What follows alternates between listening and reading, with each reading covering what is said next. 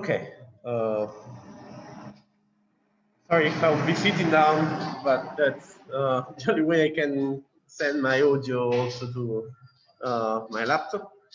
And okay, so we are at the first online class that is after a recorded video. And I want to start by answering some questions that have been asked. I was expecting more questions, to be honest, but it is fine.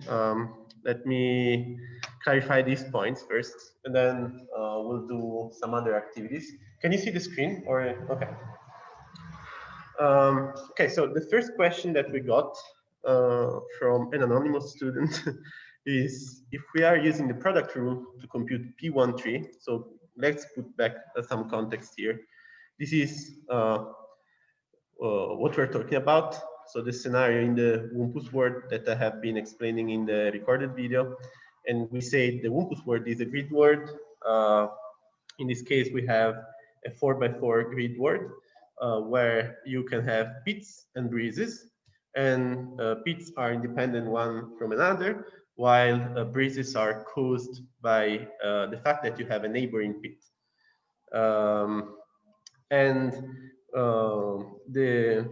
What we have been trying to do was to answer this question. So the probability of having a pit in the cell 1, 3, given the known, that is this part here. So what is contained in the known is that we don't have any pit in 1, 2, 1, 1, and 2, 1. But we know that we have some breezes here and here. So we're asking, given this information, so the fact that we have a breeze in 1, 2 and in 2, 1, and we don't have any pit in 1, 1, what is the probability that in 1, 3 we have a pit?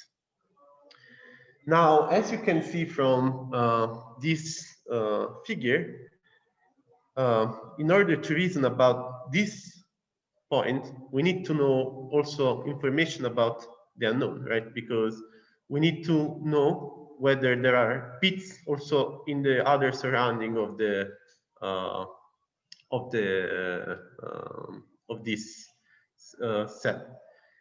Why? Because here, so this is unknown, the fringe is unknown, but the fact that you have a pit here might determine a breeze in 1, 2. Okay, so the question was now, why are you using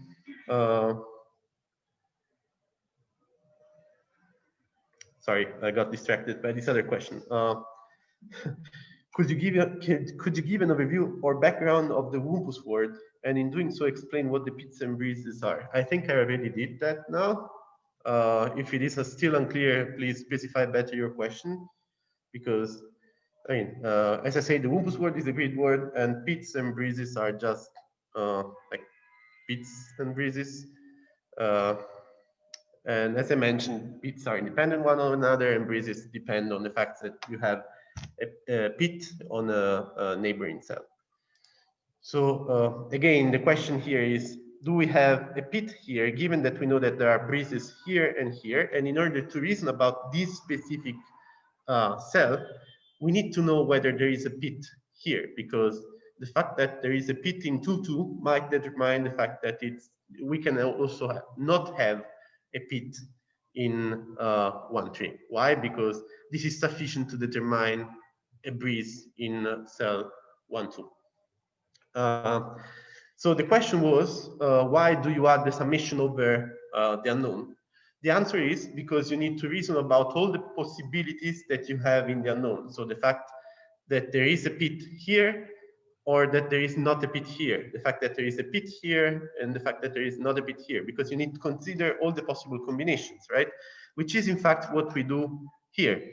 So you have to do the summation over the unknown, and then you get to exclude what is the real unknown except the fringe, which is the only relevant part of the unknown for us, because you need to consider all the possible alternatives that you have in order to compute the probability of a specific cell.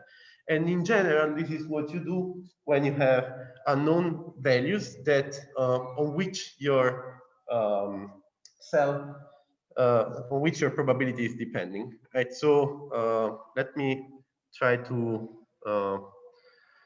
share also another thing here.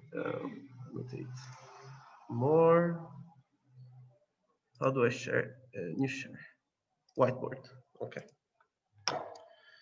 So is there any shape? No. Okay, I'll try to draw with my mouse. I don't have the pen with me now. So let's say we have a Bayesian network, which is of this kind, right? So this is A, B, and then something like this. C and D. D. And let's say we want to say some probabilities about C. So our query is C. And we know something about A. So this is something we know. So this is something where we have some information about. So let's say we have our prior that is given or whatever it is. Then we have our conditional probability tables and we can use all of that. But in order to say something about C, given that we don't know anything about B, we need to do a summation over B because we need to consider all the possible values that B can have. So that's why you add that summation there.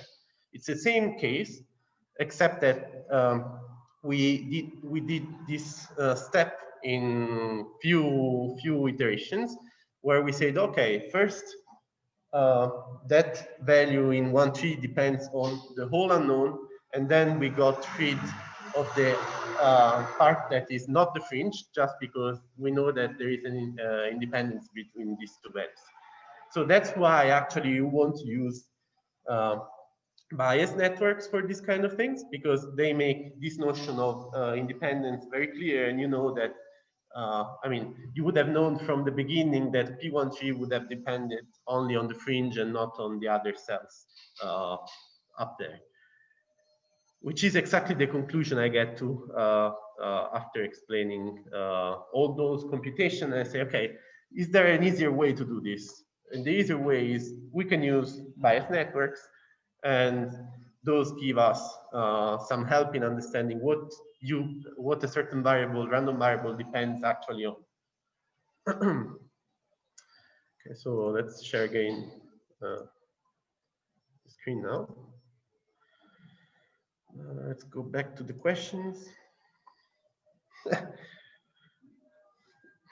Because why is such word named Wumpus word? You will see this the answer to this question to the fact by looking at the slides in or the book of AI with Professor Nardi, because in the Wumpus word there is also this Wumpus thing that you try to do things with. So as I mentioned, this is a simplified version of the Wumpus word where we got rid of the Wumpus itself and we just preserved the pit and breeze thing.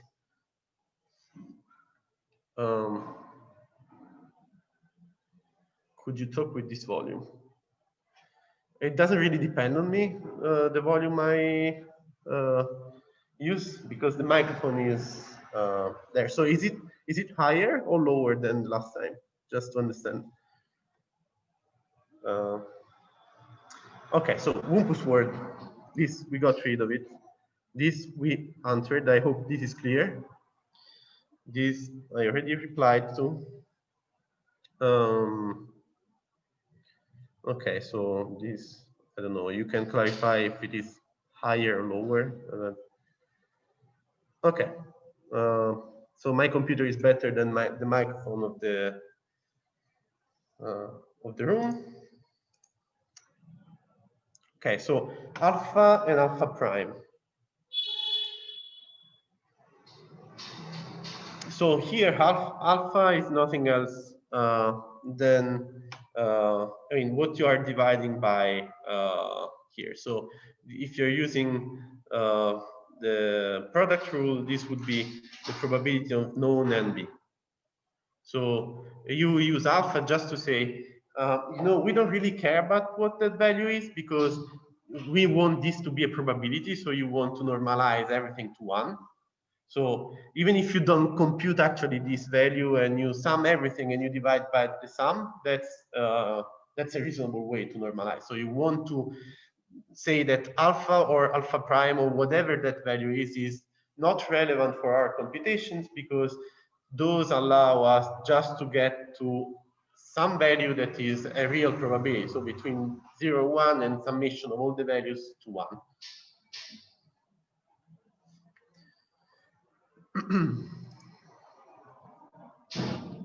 Okay. Okay, Gibbs sampling. Again, can you specify the number of the slide? I guess it's down here, but here, starting from here, right? So you want to go through the example together, I guess.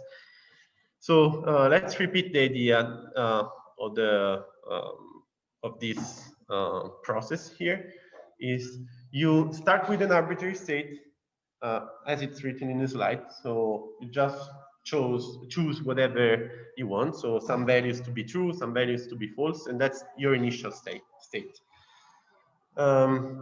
Then you have some evidence variables too, right? Because we are computing a posterior probability here. So you're computing something, probability of something given some evidence. So for the evidence itself, you cannot compute a random value.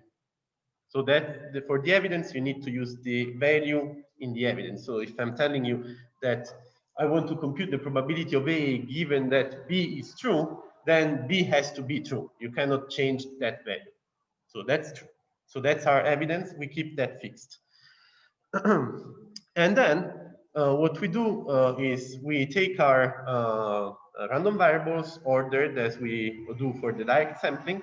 So we keep them in order and we start from the first one and we do a random sampling of the of a value for one of these random variables, conditioned on the values that you have already sampled or on the values in the evidence. And yeah, of course, depending on the variables in the Markov blanket of the variable. Why? Because a random variable depends on its Markov blanket. What is the Markov blanket again? It's composed by the parents, the children, and the children parents.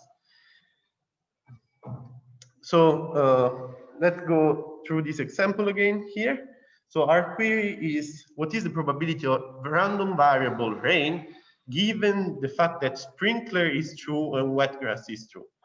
Now, just to recall the notation, capitalize means random variable, non-capitalized, so lowercase means a specific value to the random variable. So in this case, we don't have the not symbol before sprinkler, so this is true, and wet grass is true as well. Okay, so for these two random variables, sprinkler and wet grass, we cannot sample a random value. We have to keep fixed the value to the evidence, which is true and true.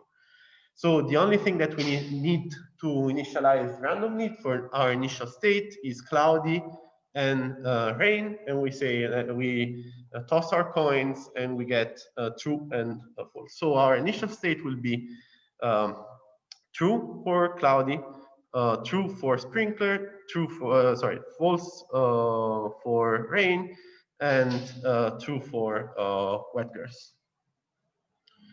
Okay, so now what do? We have our, we know that we can sample only on cloudy and rain.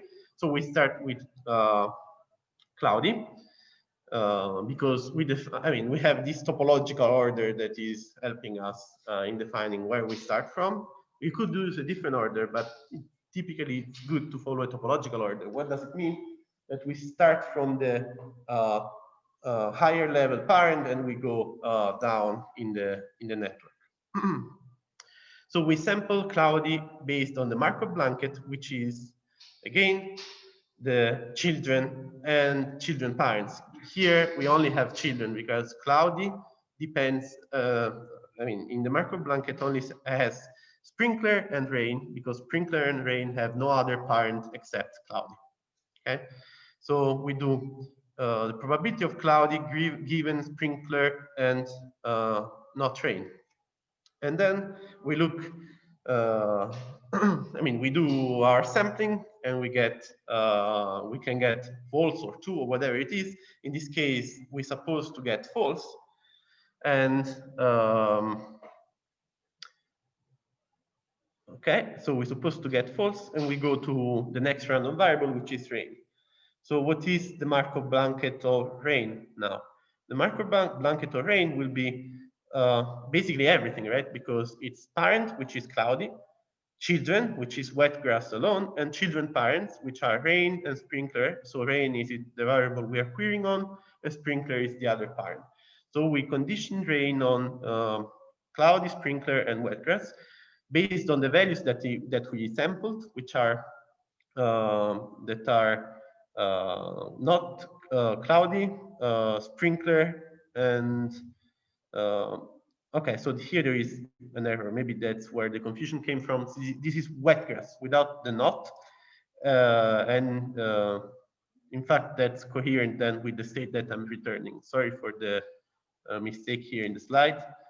And then, I mean, you do this thing several times, and you get your probability for rain by just normalizing the values that you get. So you get, let's say you get false 60 times and true 20 times, then you do 20 divided by 20 plus 60, so 20 divided by 80, and 60 divided by 80, and you get these values. Is it clear? I see you. So what is the confusion coming from? Where is the confusion coming? So what is the confusing point here? No, I'm lost in the okay. Okay. Okay, sounds good. Okay. So this is another good question. The conditional probability tables are something that is typically given in a bias network. So if that is not given, you can learn them, but that's another story. There are ways to learn the conditional probability tables from data or I mean, from experience in general, so from data. Let me show you one thing.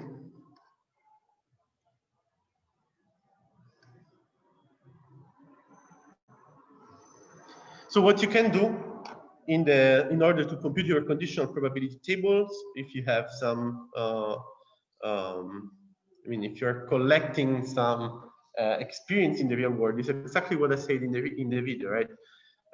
You can do some approximations and go outside in the world, for example, and you observe every time the world is outside, it's cloudy, and you collect your data for sprinkler and for rain, and then based on the values of rain and sprinkler, you also collect the value for wet grass, and you do this several times, and you just then look at your data and you compute your probabilities. That's the other way to do this if these values are not given to you.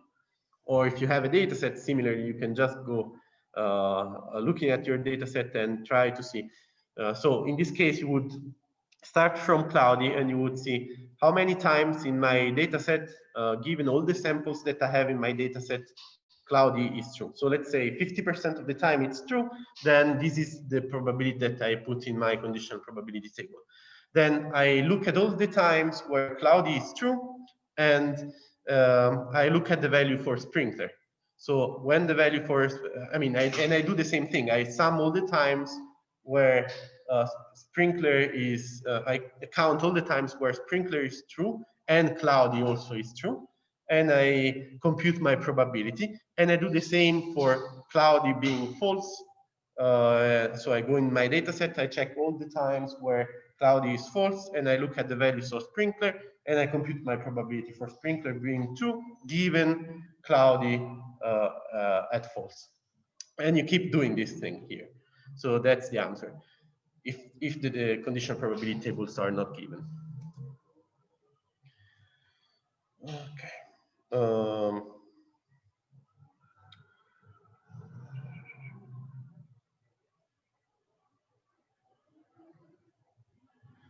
Yeah, indeed, I answered this question. Yes, so do I have to do, I will start from this question here now.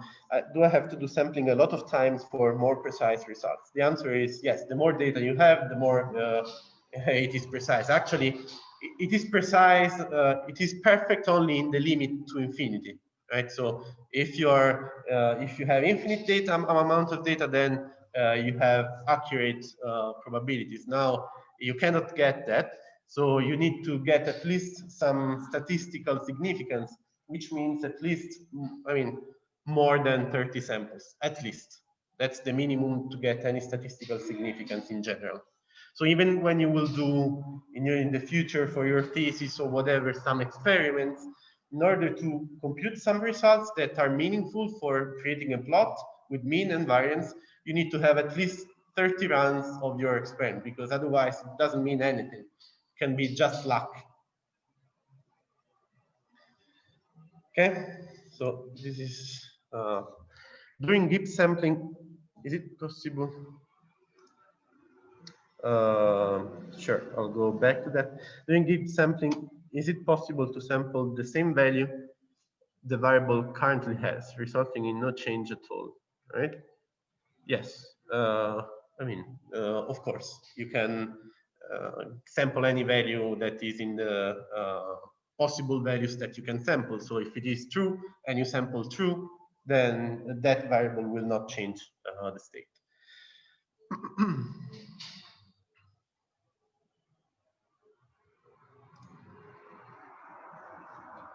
I didn't understand how the effective sampling is done.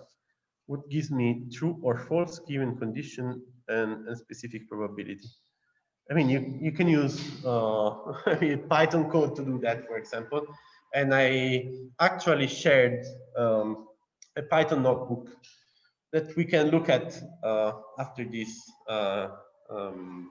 regarding how to do sampling in Python. So we'll look at this right after answering these questions. So, but anyway, if you open on Google Colab the notebook that I shared, you will see how to do sampling. The thing is, in general, there are most languages provide some coding languages provide you with some tools for doing sampling, given some probability values. In the real world, I mean, it's by the dynamics of the world that it comes, the sampling. So you toss a coin, that's I mean, probabilities are a way to represent word dynamics and not vice versa. So you will not use a probability to define the word dynamics unless you do this through a computer. So you use a coding language, and then the coding language will provide you with the tools that you need. Likelihood weighting sampling. Okay. Where was that?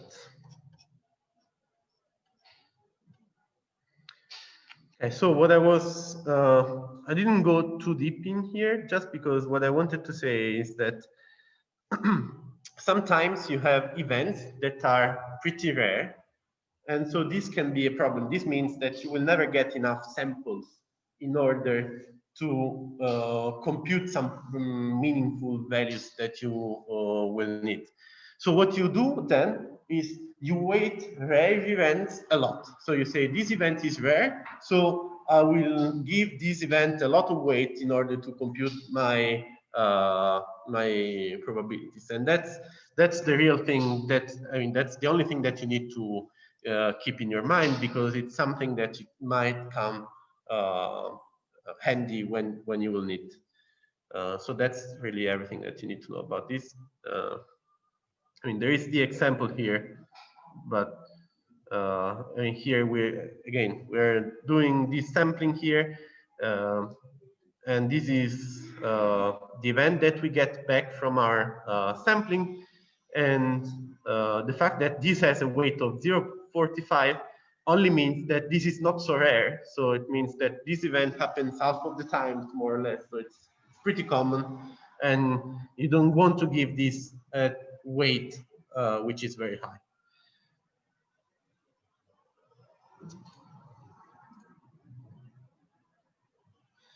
Do you have more questions? If you do, also here in class, please ask some other questions. Otherwise, we'll go looking at the notebooks.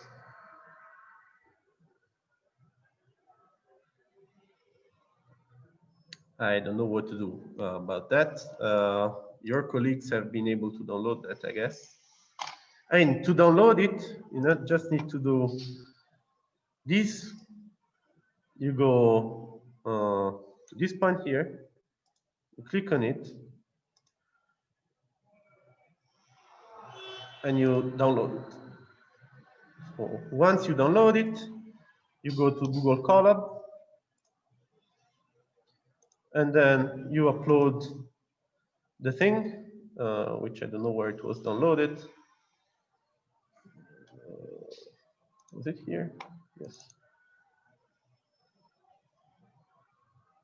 So once you upload that, this should appear here.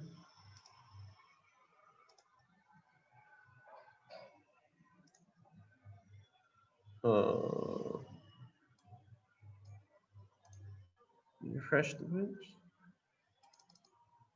Why is it here? Column.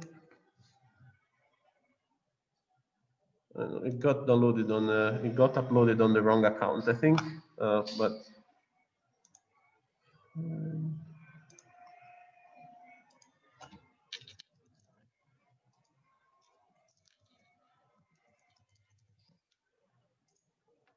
you just need to upload that, and I have too many accounts connected to this computer at the moment, so I don't know which account it got uploaded.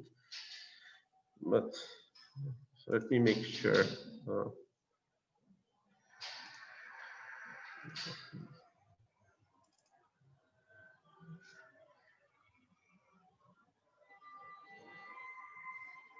Okay, so this is the Python notebook that I uploaded in the end. Okay.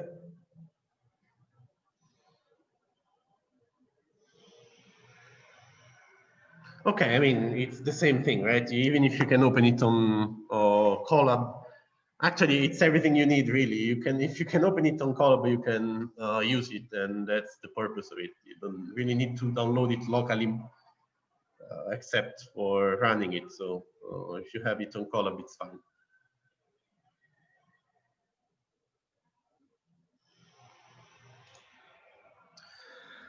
The last point is positive total. Sure. I mean, Jupyter notebooks are the thing that you see on Column. I mean, those that I upload are in fact Jupyter notebooks that I put them then on Column, but they are Jupyter notebooks. So what are the previous observations on cloudy and rain for? I closed the slides.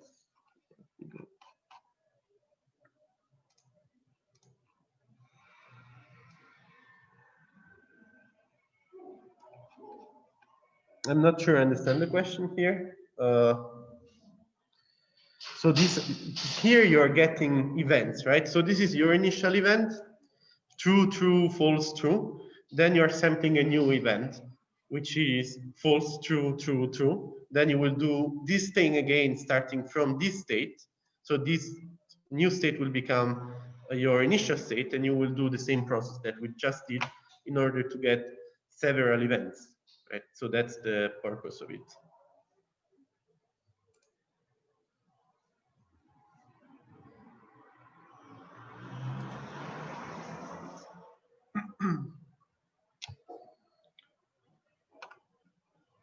Okay, so if there are no more questions regarding slides, let's move on to the notebooks. And actually, at this point, let's start with the probability one, which I thought we could have given as granted, but it's not. So in Python, you have. Can you see the screen? The text is it? I can increase it better. Okay. So in Python, there are a certain number of libraries that you will always be using for this course. One of these is NumPy. So NumPy provides you with some mathematical tools, among which there are tools for sampling, handling matrices, and doing a whole set of computations that you don't want to implement yourself. The other thing, so I'm importing this library here, and I'm importing matplotlib, which is just a library for plotting. So I will run this, and I will be this will be imported in my notebook. So it's being initialized, it's connecting, it's running. Okay, it's running. And here I defined a couple of functions. One is uniform, the other is Gaussian. So uniform, it's very simple. So this is giving us a random value which is uniform between 0 and 1. So with probability which is uniform for all the values between 0 and 1. And this, in fact, I'm exploiting this function, which is from NumPy. It's nothing else than that. So if I run this, my function will be defined. Now we'll be doing the same thing here, where I define the Gaussian. So what did I do here? So I multiplied sigma, so by NumPy random n. So random n is returning again some values in a certain range, which is -1 and 1, set with mean 0, right? So what you're doing here, if you want to get a Gaussian between different values, is you multiply by sigma, so which will increase or squeeze the range of values that you can get, and you sum the mean, because this allows you to shift the center of your Gaussian. Okay. And then what I mean, this is a plotting function. I don't need to explain this really. You can look at this if you're interested, but it's not the purpose of this thing. And then what I did here is I collected 100,000 samples in a list in Python by calling uniform, and then I plotted these values. And as you can see, I mean, I'm getting for all the values between 0 and 1, I'm getting a certain range of a certain number of samples, which shows us a clear trend of a uniform probability. Similar thing I did for Gaussian. So I collected 100,000 samples of a Gaussian, which is centered in 0 and has sigma 1, which means I didn't really change a lot what was already in the function that you have from NumPy, and you got this trend, which is a Gaussian. I mean, nothing really crazy. Now, what did I do? I shift I changed the mean of my Gaussian to -1. As you can see, those are shifted, right? It shifted to the left. The Gaussian has moved to the left. Now I also increased, and not only I moved the Gaussian to mean 5, but I also flattened the Gaussian by increasing the sigma. So if you increase sigma, your Gaussian would be more flat, and if you make it smaller, then your Gaussian will be taller. And that's the case here, for example, right? So this is Gaussian mean 5. As you can see here, the plotting is not starting from 0, which is why you see it centered. So that's the only reason. And you can clearly see that the values are different. Okay. Okay, so yet another thing, somebody asked me how to do sample condition on a specific probability that you want to define. So this is one way to do this. So I wanted to print said with probability 0.3 and happy with probability 0.7. So you just sample uniformly from using your numpy random.rand function. And if the value that you get is smaller than 0.3, then you print set.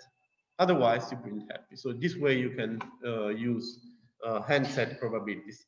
The other way that you can do, which is something that I didn't do here, is you can call numpy random dot choice, which will choose between a list of values, right? So let me say 1 and 2, and you can assign probabilities 0.9 and 0.1. So this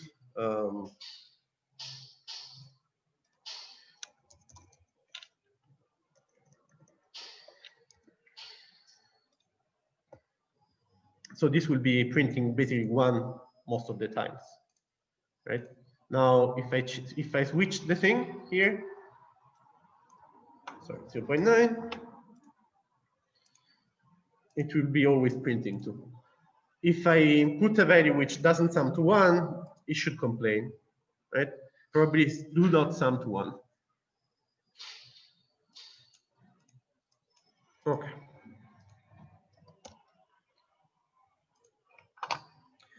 So that's it for this part. Hope I clarified the doubts that you had. If you have questions on this notebook, let me know. Otherwise, I'll move on to the next one, which is about the bias networks.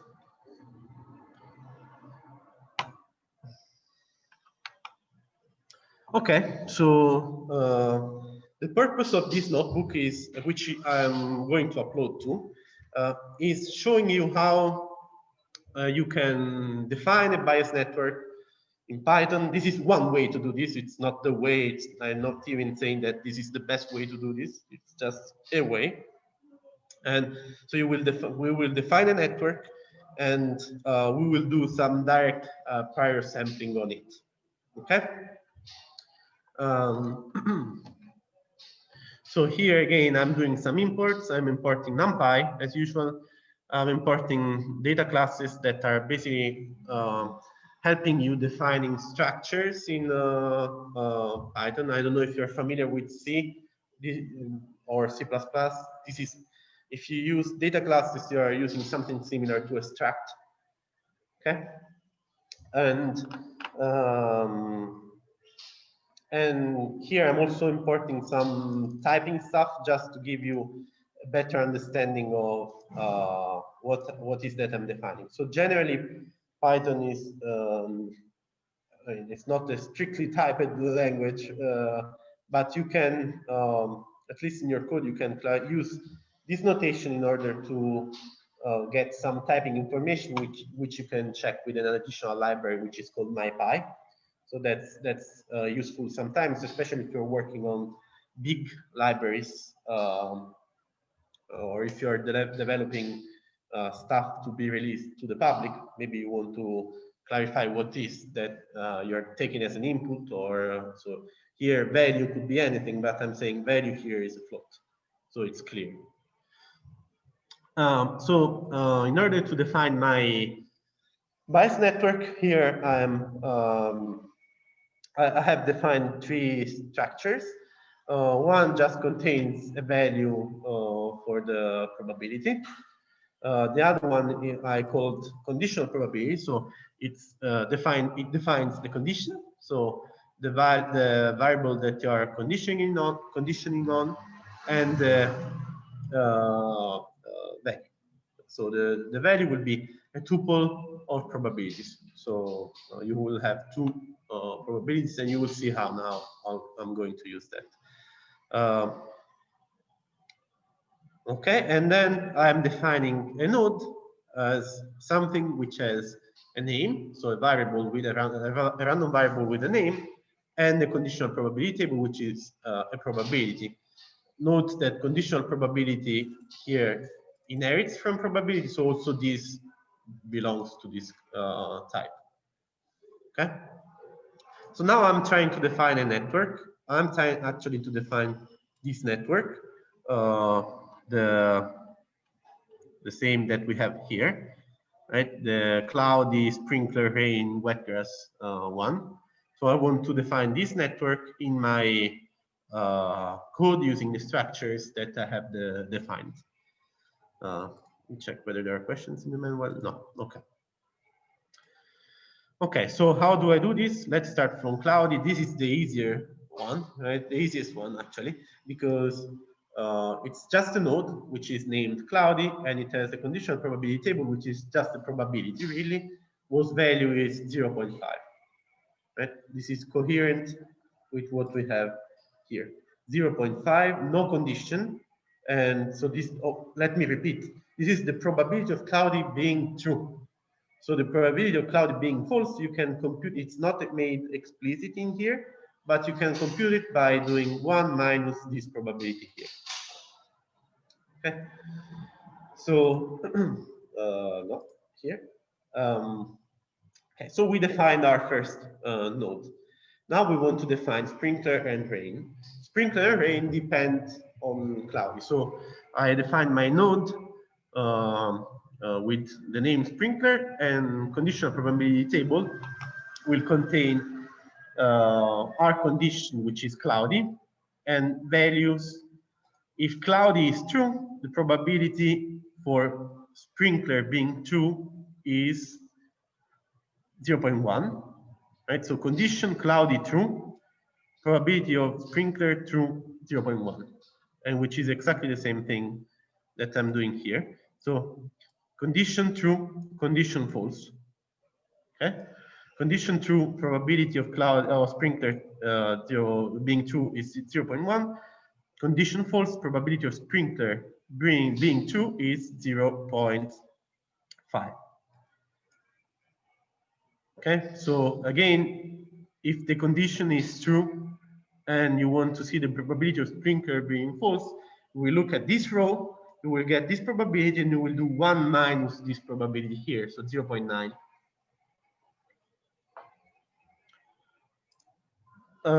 Same thing I will do for rain.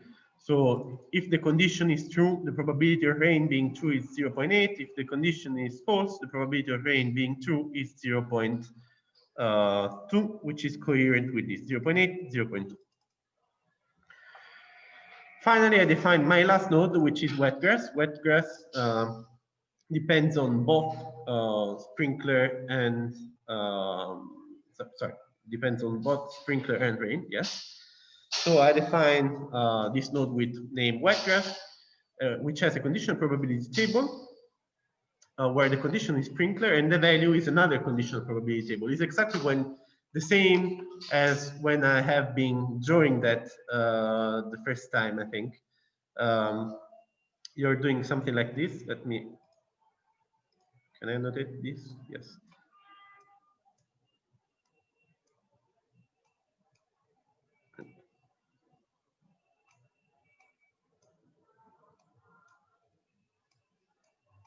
So you're doing sprinkler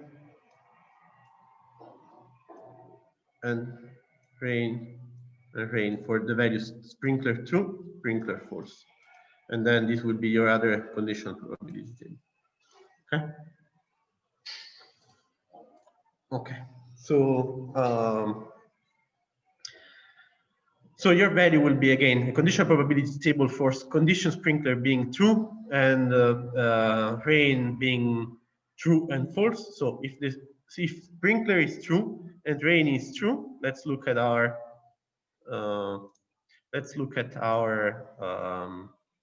probabilities is here is sprinkler true, rain true 0.99, sprinkler true, rain false 0.9, which is exactly what we have here, right? And in the other case where sprinkler is false, rain true is 0.9 and rain false is 0.01, which is exactly so. Sprinkler is false, rain true is 0.9, rain false is 0.01. So now we created our conditional probability tables. We created our nodes associated with these conditional probability tables, and our dependencies also. So basically, we defined the whole network structure, um, which is coherent with the graph that we have, with the network that we have here in the slides. So I listed here all the nodes. I created a dictionary with all that is mapping the names of the node to the nodes themselves. Here, it's really nothing else than that. And here I created a utility that is giving us the possibility to get all the conditions for certain node in a dictionary. So let's look at this. So the node dict that I have here, the initial mapping that I have is the mapping to the name, from the name to the node. Right. So cloudy mapped to node cloudy, sprinkler is mapped to node sprinkler, rain is mapped to node rain, and so on and so forth. Then I said my network is nothing else than a mapping from the name to the conditions, right, in the node. So the network will be cloudy has no condition, sprinkler has condition cloudy, rain has condition cloudy, wet grass has condition rain and sprinkler. Okay, so this is the topology of the network, which is I just created these tools to verify that it was correct. So now that I have everything double checked and correct, I can create my direct prior sampling code. So I'm sampling 10 events, right? Okay, so, and based on these nodes, which are ordered because it's in a list, I'm starting in an ordered way to do some sampling for each of them. So for every node, I sample a random number with a uniform probability, right? Then I get my node given the name of the node itself. So I get the actual node. And then what I do is I check whether the name in the value in the conditional probability table is smaller, bigger than this random number, then the value that I get is true for this node. Otherwise, it's false. Okay, this is doing a similar thing. Is just a bit more complicated for the nested case, but that's it. So if there are nested nodes like the condition for rain and for wet grass, where it depends both on rain and sprinkler, then it goes down here, but it's doing the same thing. Okay.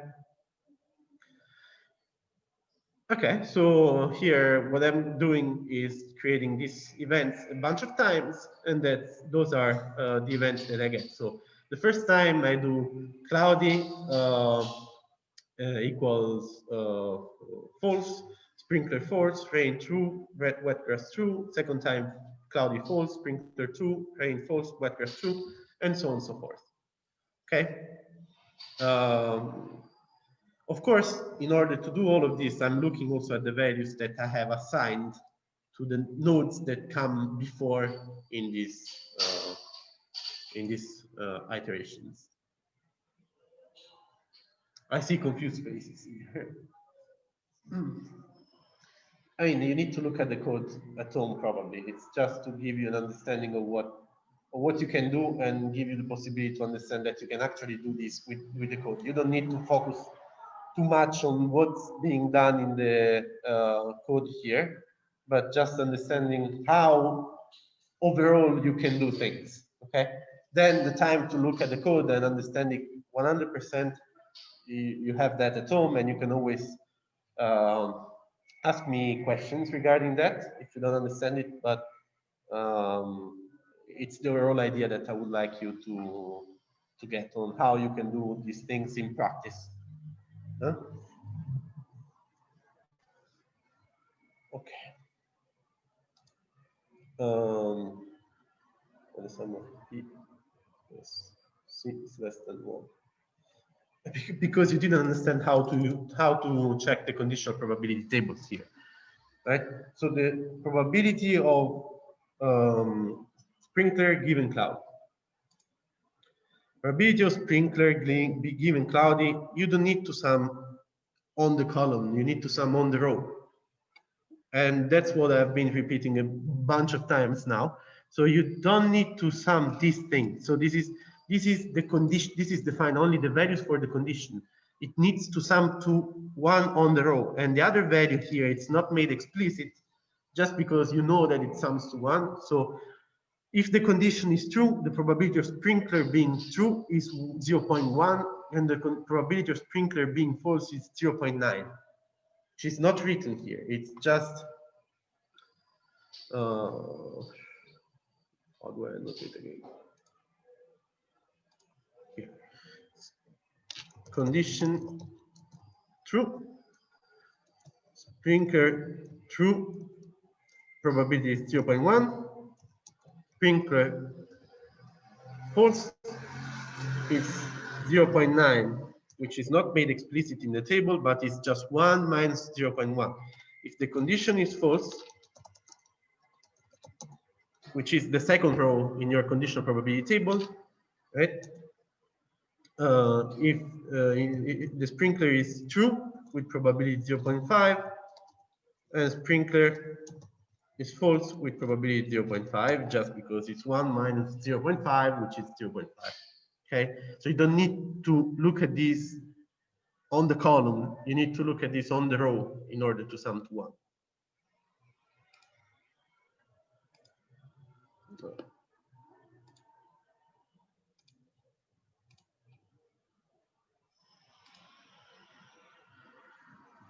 Sure, the code will be uploaded today, right after, a couple of hours after the end of this class. Okay, so do you have other questions regarding this?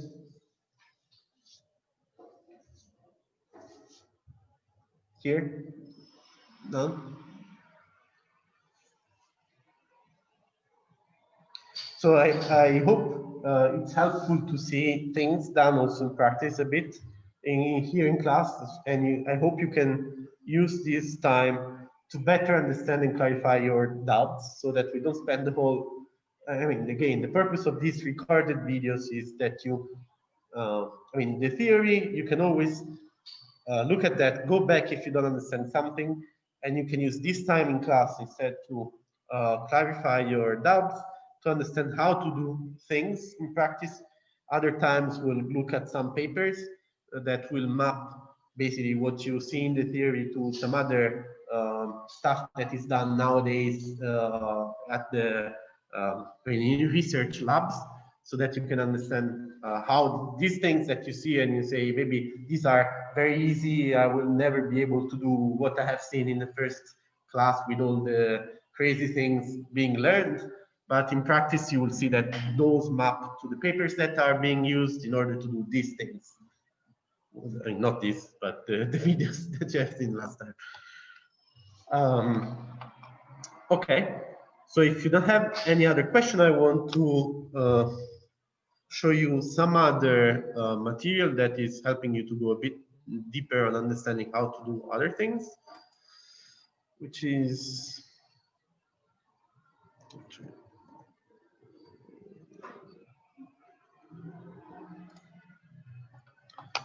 So this is not really theory is not really something that you need to know necessarily for this course. So again, this is extra material that I'm giving you. For those of you who are interested, it's not really uh, something that you need to know for the purpose of this exam. Um, and part of this, you're going to see it also with Professor Yoki, some other not, which is the part that I'm focusing on, actually. So in the other part of the machine learning course, you're definitely going to see statistical learning. I probably already started. So Bayesian learning. Um, if not, you will if you have not started yet, you will see that soon anyway. Uh, but let's clarify here some concepts. First of all, what does learning mean? Learning means that you want to improve your performance on some given tasks, given some word observations. And this is a general definition of learning. Okay, so you are progressing in some task that might be, I don't know, recognizing dogs or grasping cans or walking or understanding speech or and these kind of things. Uh, so why do you need to use learning? Because first of all, you cannot anticipate all the possible situations. This is the case, for example, in robotics. You cannot program for all the possible situations, even for recognizing dogs or understanding speech, right? You cannot code by hand a software that looks at every pixel and tries to understand all the possible combinations that you can get in order to get the image of a dog, right? This is just impossible. Especially also in reinforcement learning, you don't know the dynamics of the word, so you cannot. You want to learn about that. You want to interact with the word because you cannot program your robot, for example, to understand all the possible situations that might come up in while acting in the world. I mean, you can do some of that, but you, especially in environments that are not so structured, where humans are there, you cannot really do this. And so doing programming for the tasks like face recognition and stuff like this, it's very hard as well. So generally, when you do learning, you need to put in your material several things, so several ingredients. First of all, you need to understand what is the component that you are trying to learn. So what is the task that you're trying to achieve? What is the thing that you're trying to get progress on? Second thing is, what is your prior knowledge?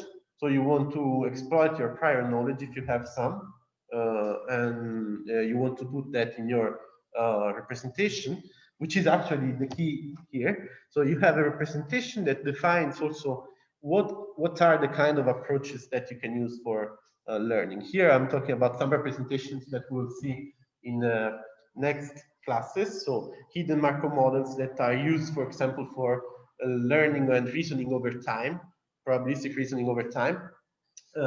Macro decision processes, MDPs, that are used for reinforcement learning and in general for decision making. And given a representation, the representation can be also, I don't know, the fact that you have pixels. So that's representation, and you want to learn maybe a statistical model based on that representation.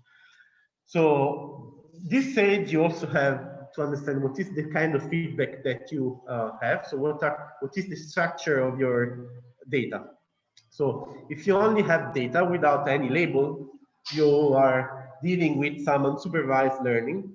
So you need to understand what are some common patterns in your data. So you look at your data overall, you don't have any label, but you try to figure out what are the commonalities that occur in this data. Uh, uh, or you can have reinforcement feedback, which leads us to reinforcement learning. So the agent will learn using rewards and punishments. So the reward will come from the word or from the interaction with some human, There are several ways of doing this.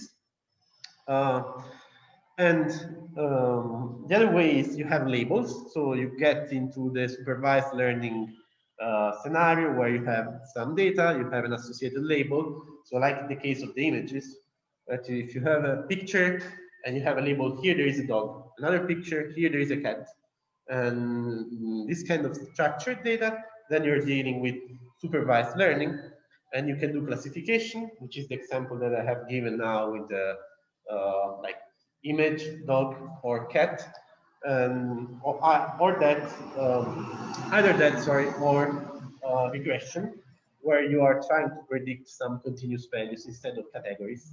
Okay, so given I don't know, some humidity values, the state of being cloudy or whatever it is, what is the probability? Sorry, what is the temperature? No probability.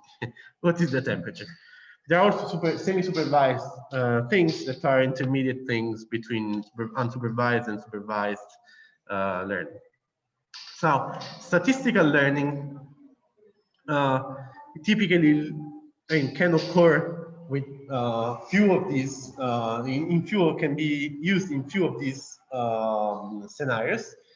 And the concepts here are, that are key are data. Of course, you need to look at your data. You need to approximate some function, and you have some hypothesis. Okay, so the data, you can use that as an evidence, right? So let's go back to our namings of things. If we look at what we said, we are dealing now, we want to try to understand the structure of a function in a probabilistic way, given some hypothesis. This is our goal now, where we have some hypothesis, and given this hypothesis, we're trying to understand whether this hypothesis fit to our data. Which one is the best corresponding to our data? So the data for us is our evidence, okay? And so it's a specific instance of some random, or specific instantiations actually of some random variables. And we try to do some Bayesian learning by calculating the probability of each hypothesis given this data. And after this, we can do some predictions using the hypothesis weighted on their probability. So here there is no notion of a best hypothesis. You don't take a single hypothesis here and you say this is the hypothesis. Use all of them in combination weighted by their probability in order to predict what is the value that you're going to get. We can consider the case, for example, of a supervised learning, and we want to use, for example, all the hypotheses that we have in order to predict whether in the image there is a dog or not. Okay. Here we have another example that again, I think you will see this with Professor Yoki. He will go deeper in this part, but this is useful for us just as an introduction. So an example is that candies can come in some boxes, and they can have cherry and lime flavors, and you don't know what's the proportion. You only know that you have some hypothesis, where because you have 5 kinds of bags, typically you can find 100% cherry, 100%, sorry, 75% cherry and 25% lime, and changing the proportions up to 100% lime. So now what is the task that we want to do is trying to understand what kind of bag candy box we have, given the candies that we extract from the box itself. So we start opening the box, we extract one candy, we eat it, it's lime, and then we go to the next one, we eat it, it's cherry, and we try to define what's our, what kind of box we have found. How can you do this? You can use Bayesian learning. So Bayesian learning operates by using the probabilities and bias rule that we have seen. So let's say that D defines all the data that we have, and these are composed by samples that we represent as lowercase d. Given samples, we want to understand what is the probability of each hypothesis. So here we are using bias rule, and we're saying that the probability of a certain hypothesis given a sample is given by some normalizing constant factor multiplied by the probability of the data given the hypothesis itself multiplied by the prior on the hypothesis. So again, you have some prior here on the hypothesis that you need to use, similarly to what we have done in the theory class, right? That we have that I have recorded. So now I have all these hypotheses. I have determined what is the probability of the hypothesis given the data. And now if I want to predict a new quantity, what I do is, given the data set that I have, is I do a weighted sum on the all the hypotheses, right? Given the probability that this hypothesis has, multiplied by the probability of generating a specific sample from that hypothesis. So again, we have here the prior, the probability of the data given the hypothesis is the likelihood of a certain sample under each hypothesis. And this likelihood is computed on the assumption that all samples are IID, which is independent and identically distributed. Now, this is a strong assumption that doesn't hold, for example, for sequential tasks. So in the case of extracting candies, it works, right? But if I'm walking, for example, and I'm seeing some information while I'm walking, there is a notion of sequentiality and there is no independence between data, which is one of the problems of reinforcement learning. So in reinforcement learning, there is no, this assumption doesn't hold. So the fact that all the samples are independent and identically distributed is false, because the samples are actually dependent because one state depends on another, and the identical distribution is not true at all. So here, let's say we have a prior of over these boxes, so over the 5 hypotheses of this kind. So we say that our prior is that more likely we have a box of kind of type 3, because this is the information that the manufacturer gives us. So this is our prior. And now let's say our bag is a H5 bag, so hypothesis 5 bag, which is all lime. Then we extract all the candies and we always get lime. You can see that the probability of the data under the third hypothesis, which is 50% cherry or 50% lime, goes down. And you will see from this plot that the probability that goes higher and higher is the one for the fifth hypothesis. Okay, so this is just to give you an idea of what statistical learning is. You don't need to, again, focus too much on the formulas, but what I want you to take home from these slides is in statistical learning, we use bias rule in a similar way to what we have done in in the previous class. And why do we use this? In order to make predictions based on some data by keeping all the possible hypotheses into account. This is the overall idea. Now, why do I say this? Why is this relevant to us? Is that this is typically used for learning some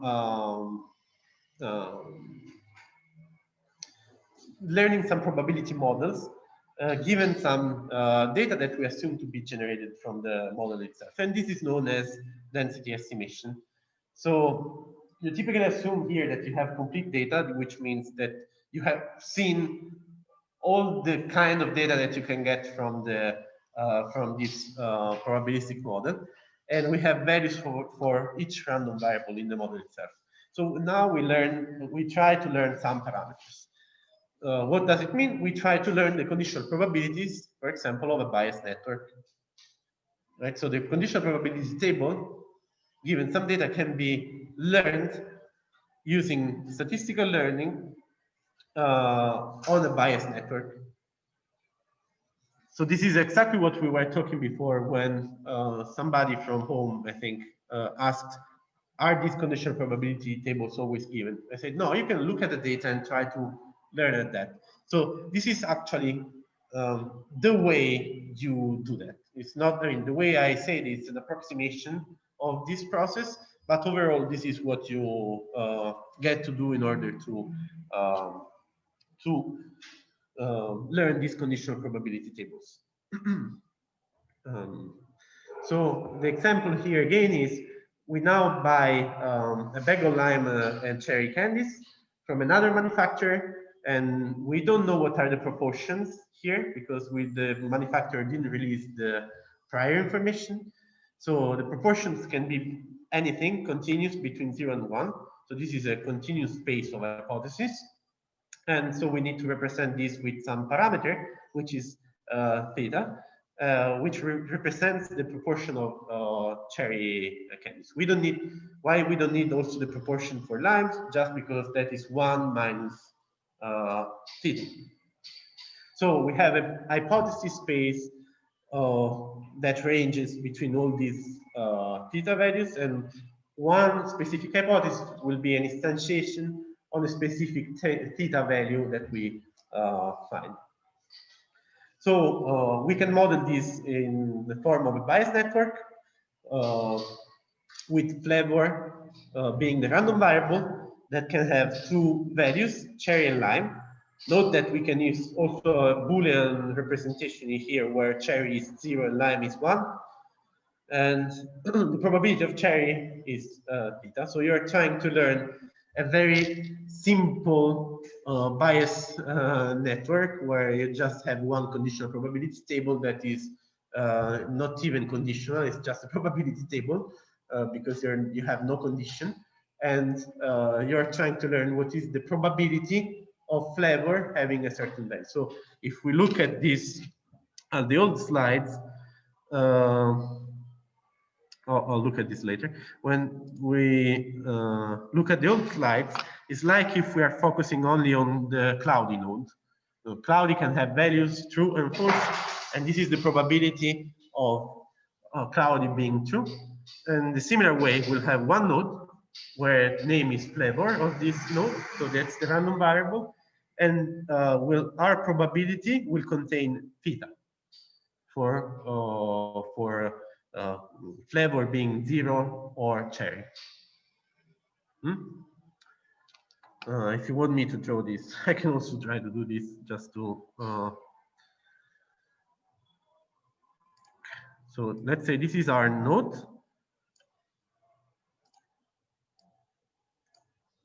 So this is our node flavor.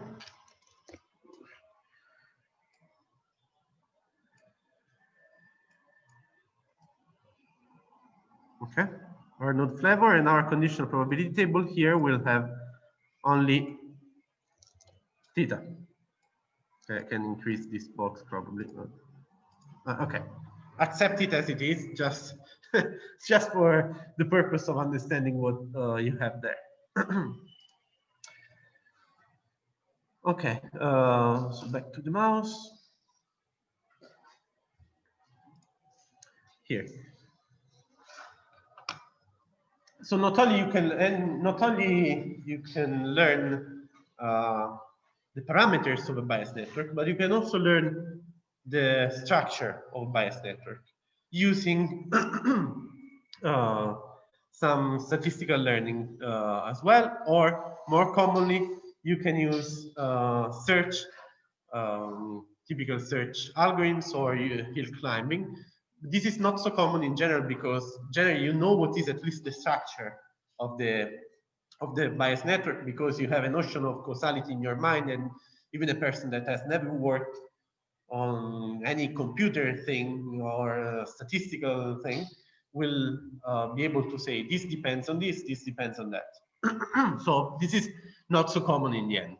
You generally learn the parameters of a biased network, but not so much the structure. More commonly, the problem is learning with some hidden variables, which means that, for example, flavor depends on some other variable that you cannot really observe. So you don't know what is the values. So you know what are the values that this variable can have, but you don't observe that. So that is hidden. Okay, so in that case, you use, in order to do some statistical learning, you use something that is called expectation maximization. And this is an algorithm that comes to be very useful several times. And it's often used also in robotics. So, for example, it's used for doing some imitation learning where you show your robot how to do some task by moving the arm of the robot itself. And then in order to reproduce that, often you can use Gaussian mixture models that we're going to see real quick, and expectation maximization. So I don't want to go in the details of this algorithm. I just want to give you the overall idea what you have behind that. So here you have a slide for recalling what the expectation is. The expectation is just a weighted sum of all the possible values that your random variable can have, weighted by their probability. So it's in fact the mean. And very commonly you have something that is called mixture distributions, like Gaussian mixture models. These mixture distributions are based on the assumption that your data are generated by some component, which can be represented as a probability distribution each component. So it's a distribution, and your data will be represented in a similar way to when we talked about a few slides ago about statistical learning. So the component is the hypothesis, and you check what is the probability that that hypothesis generated a specific sample. Okay, so your hypothesis space now is given by these components, and those can be Gaussians, as I've mentioned. Gaussians are represented, again, just to repeat what we already said last time, through a mean and covariance matrix. And you can use then a mixture of Gaussians in order to represent your hypothesis space and understand what is the probability of the data given some of these hypotheses. This is especially useful when you're dealing with continuous spaces, of course. So what are the parameters that we need to learn if we are trying to learn our probabilistic model from the data? The parameters of the Gaussian, which are the mean and the covariance matrix, these need to be learned for each of the components, because each component is a Gaussian, plus the weight of each component. Okay?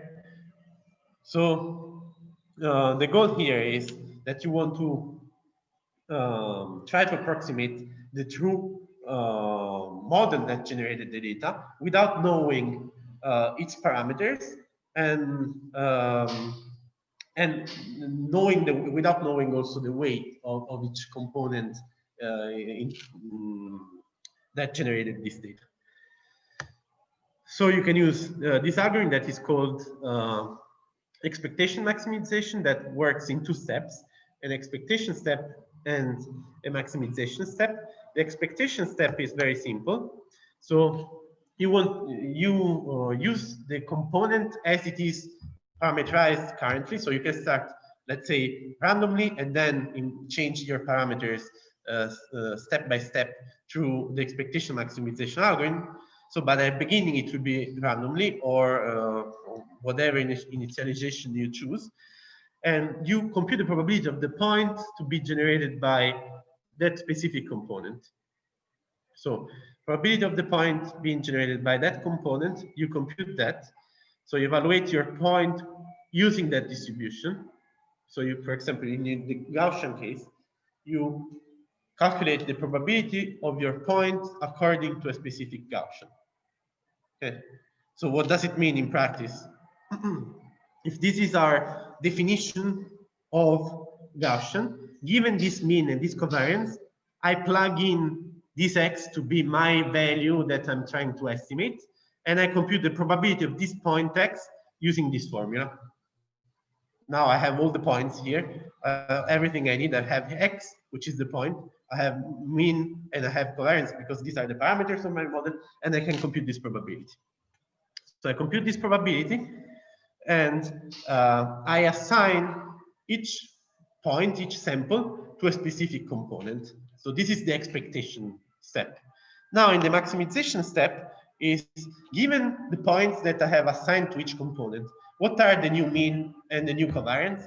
So for each point that belongs to this component, I compute the mean, very simple, and I compute the covariance, simple.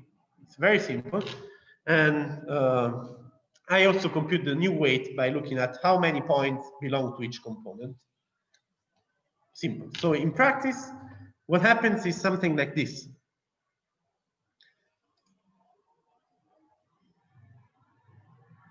Okay, so it's starting. Give me a second. Okay, so we start with some Gaussians that are initialized in a certain way, and then we start doing these assignments in this way, and you see that we move the parameters of the Gaussians in order to fit the data at best. Now, I said you can initialize your Gaussians in a certain way, which is randomly or not. Typically, you don't assign these Gaussians randomly at the beginning, but you use an algorithm that is called k-means, which is nothing else than the non-probabilistic version of the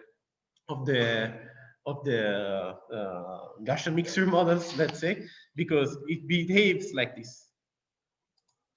You define a certain number of clusters that can correspond to the components that you have in your Gaussian mixture model, and then you initialize randomly these clusters, right? You define some points to be the points, the centers of your cluster, and then the mean of your cluster, and then use this mean, which is the green dot that you see here, right? So this is, I'm selecting some points to be my mean, my means, these are the green ones, and then I'm computing what is the distance from all the points to these means, and using this distance of these points that belong to that mean, the closest one, I recompute my new mean. And this is how it behaves. So you do this several times. You can change the initialization, but it will always converge to something that is not always the same, but reasonable. It's something reasonable that is good for initializing your Gaussian mixture model. Now, if you want to see how to do this in practice, there is also some code that it's on my old GitHub account. My old GitHub account, I have this implementation in C++ that you can look at in order to understand how a Gaussian mixture model works. Why did I talk about this stuff? Because in practice, you're sort of learning a Bayesian network, the parameters of a Bayesian network, except that some part here is hidden, and you are trying to learn the parameters of this hidden stuff. The Gaussians that generate the data are hidden. You don't know them. You observe the data, but you don't observe the Gaussians themselves, the components. You don't know what these are. Okay. Okay. So let's see if there are questions.